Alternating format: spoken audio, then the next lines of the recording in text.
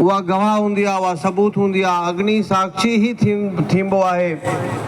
भगवान सूर्य नारायण जेके प्रथम गुरु आहिनि इंसान जा न सॼे जगत जा।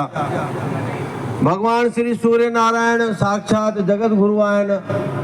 टिनिनि लोकनि जा उहे ज्ञान गुरु आहिनि। उन्हनि जे स्वरूप में ही अग्नि जो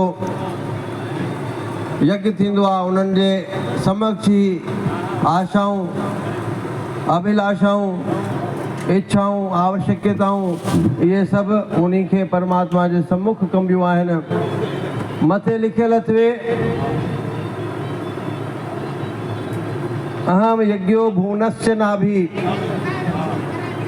मां जेको यज्ञ आहियां इहो धरती जो नाभि आहियां। जेको पाण इंसान जात जो नाभि यानी ही धुन हूंदी आहे, इन सां ई सॼो शरीर हलंदो आहे। नाभि जे नड़े सां ई जीव जी उत्पत्ति थींदी आहे। बालक जन्म भी वठंदो आहे त नाभि कमल मां। जंहिं प्रकार ब्रह्मा भगवान श्री हरि नारायण जे नाभि कमल मां उत्पन्न थियो ऐं उन हिन सॼे जगत जी रचना कई।